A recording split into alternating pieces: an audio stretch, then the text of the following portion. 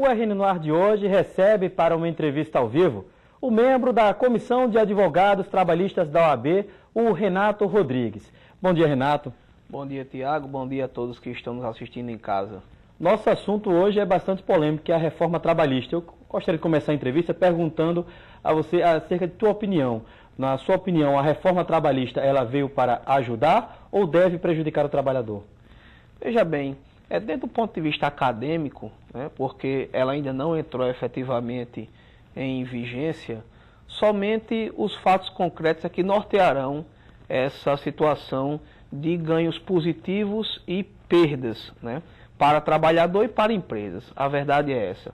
Tudo vai depender da forma como isso vai ser posto no caso prático, mas eu tenho uma opinião prévia de, em alguns pontos, ser efetivamente prejudicial à classe trabalhadora.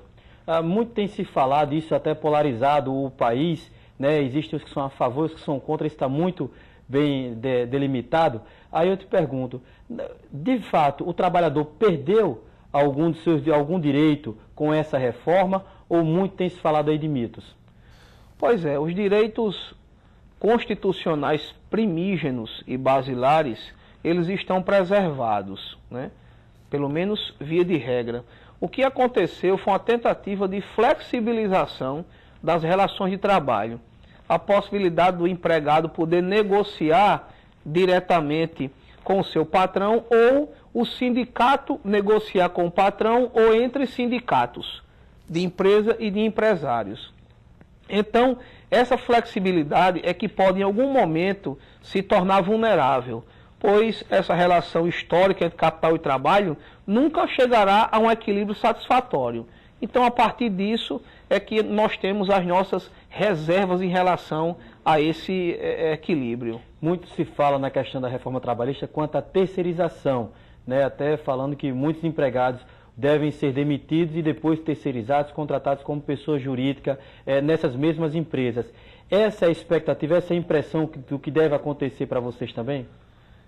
É uma impressão que pode se tornar realidade, né? Mas temos algumas considerações a fazer em relação à terceirização. Por exemplo, quando da vigência da nova regra, o empregado ele não pode ser demitido para imediatamente ser contratado como terceirizado. Ele tem que passar um período de carência, se é que a empresa pretende recontratá-lo como terceirizado. E, salvo me engano, esses períodos são de aproximadamente 180 dias para ser recontratado como terceirizado. Uma preocupação é essa questão da recontratação como empresa, para não incorrer na pejotização, que o direito se debruça atualmente muito sobre isso. E o que é essa pejotização? É exatamente a contratação de um advogado, de um empregado, né?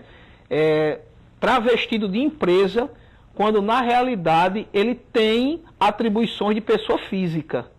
Então, ele nada mais seria do que um empregado como todo e qualquer outro. A diferença é essa. Seria muito, hoje as pessoas estão se formalizando cada vez mais como um microempreendedor individual, e aí ao invés de empresa trabalharia cumprindo essas funções de pessoa física, o que até, de certa forma, poderia burlar esse prazo da terceirização. Na realidade, eu não consideraria que burlaria esse prazo, né? Mas ele fraudaria uma relação de trabalho, é diferente. A pejotização, ela tem circunstâncias próprias. A contratação de uma empresa para lhe prestar serviço jamais será igual a uma contratação de pessoa física. São circunstâncias totalmente diferentes, porque a Consolidação da Lei do Trabalho atual, a CLT, prevê lá nos artigos 2º e 3º o que é empregador e o que é empregado. E o empregado necessariamente tem que ser pessoa física e não jurídica. E aí, nesse caso, como vão ficar as empresas que porventura adotem esse procedimento de contratar pessoas jurídicas e não mais pessoas físicas? A relação de trabalho, no meu sentir, ela vai ter que ser modernizada. Por exemplo, as condicionantes previstas pela CLT, que é a regra que norteia as relações de trabalho, elas não poderão ser aplicadas à pessoa jurídica. Jamais. Pois a pessoa jurídica ela tem liberdade para contratar em outros segmentos. Ela não tem aquele dever da assiduidade. É fato que ela vai ser remunerada mediante a contraprestação, mas jamais os requisitos de uma pessoa jurídica serão iguais ao empregado pessoa física. Nessa tentativa de flexibilizar a lei, né, fazendo essa reforma trabalhista, o senhor considera que houve algum avanço realmente para o trabalhador? Eu considero que algumas situações que a sociedade já exercia, elas foram devidamente regulamentadas. Como, por exemplo, o trabalho do freelancer, que não tinha nenhuma garantia. Hoje já se fala em trabalho intermitente, onde o salário hora está preservado, a anotação na carteira está preservado, o direito a 13º e férias está preservado. Então foi uma regulamentação do que já acontecia e o que já vem acontecendo no passado e no presente. A gente fala muito e escuta muito das ruas as pessoas dizendo que agora vai ser a precarização do trabalhador, inclusive com essa questão do trabalho intermitente. Com sua resposta, eu imagino que essa não seja a sua impressão de que haja precarização a partir de agora por conta das novas leis. Eu falei de um ganho, né, por exemplo, em relação ao trabalho de freelancer.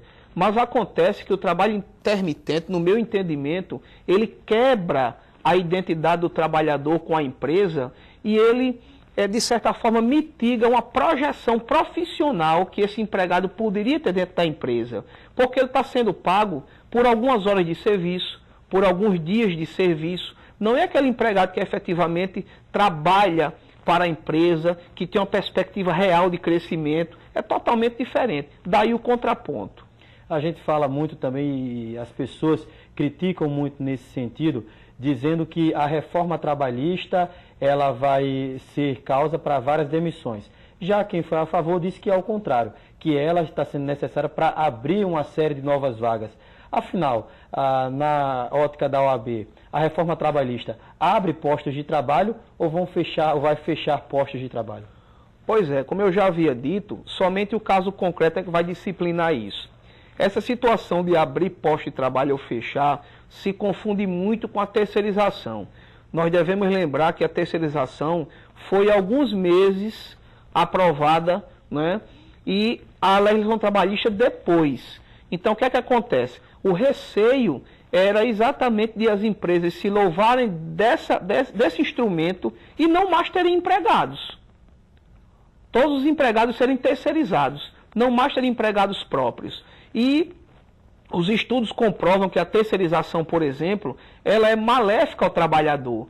O trabalhador terceirizado, via de regra, recebe uma remuneração menor, está mais exposto a acidente de trabalho, tem mais dificuldade de fazer valer os seus direitos trabalhistas perante a empresa e o tomador de serviço. Então, todas essas regras precisam ser consideradas no caso concreto.